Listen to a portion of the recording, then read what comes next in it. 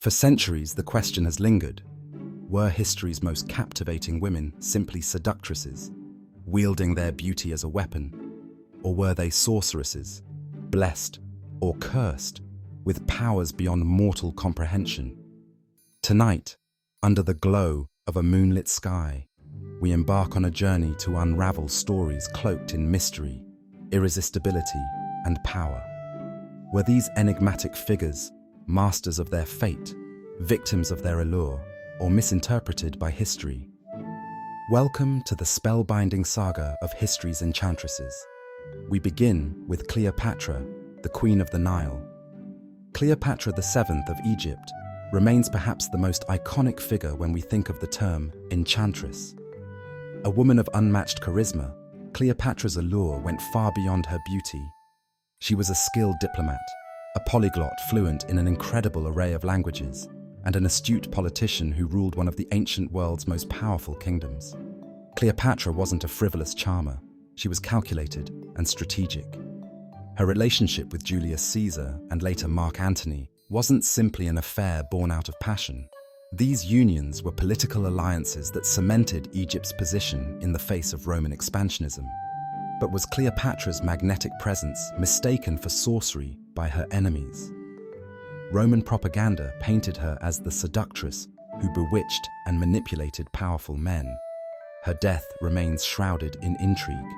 Was it a carefully conceived statement of autonomy, or merely history reducing her to her feminine wiles yet again? Cleopatra's legacy defies confinement to any single narrative. She remains a symbol of beauty, intellect, and ambition, her story immortalized in countless works of art and literature. Next, we set sail for ancient Greece and the legendary tale of Helen of Troy. Known as the face that launched 1,000 ships, Helen's alleged abduction by the Trojan prince Paris sparked the Trojan War, a conflict that Homer immortalized in epic poetry. Described in the Iliad as radiant, unparalleled in beauty, Helen became the epitome of desire and chaos. But was she a tool in a divine game, or the architect of her own fate? The Greeks debated this endlessly. Was she coerced, swept away by the god's will, or did she follow her heart and choose Paris, well aware of the havoc it would wreak? For millennia, Helen has been both vilified and celebrated.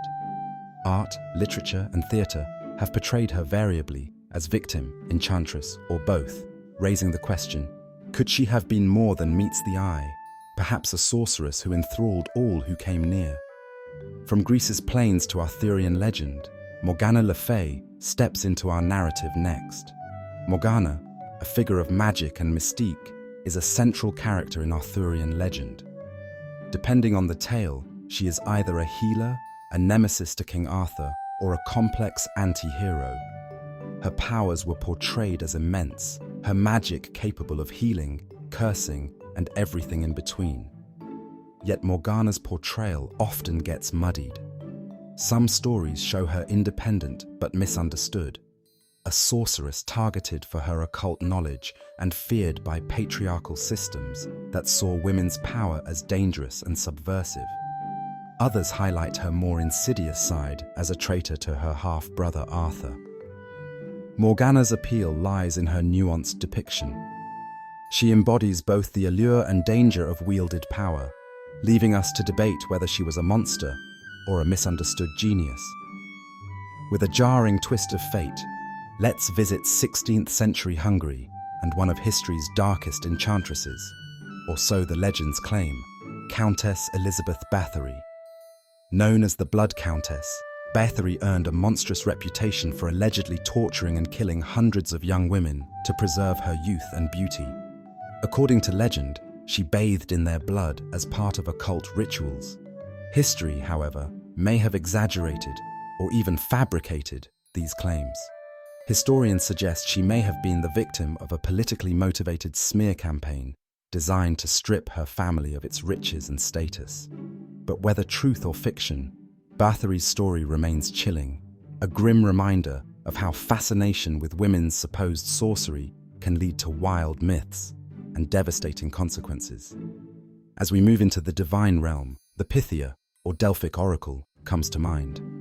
In ancient Greece, her words were considered the voice of Apollo himself, offering prophetic insight with cryptic brilliance.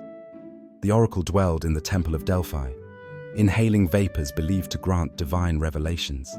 People, from peasants to great kings, flocked to her for advice. Yet, intriguingly, her gender played a role in her perceived mystical abilities. Ancient Greeks believed women were closer to the divine, more attuned to the supernatural than men. But was the Pythia a channel for gods, or merely a human vessel consumed by spectacle? Our next enchantress takes us to 15th century France, Joan of Arc. Joan was no traditional enchantress, but her miraculous visions and military successes led English forces to accuse her of witchcraft. This humble peasant girl claimed divine voices guided her to unite and lead France against English rule during the 100 Years' War. She donned men's armor, defying every convention of her time. But much like Morgana Le Fay, her power frightened those in authority. Burned at the stake for heresy, witchcraft, and insubordination, Joan eventually became a saint, a figure of divine conviction, reinforcing the overlap between divine inspiration and perceived sorcery. Now we reflect. What ties these women together? From history's brightest courts to the fires of trial, these figures have lived on as symbols of power, beauty, and controversy.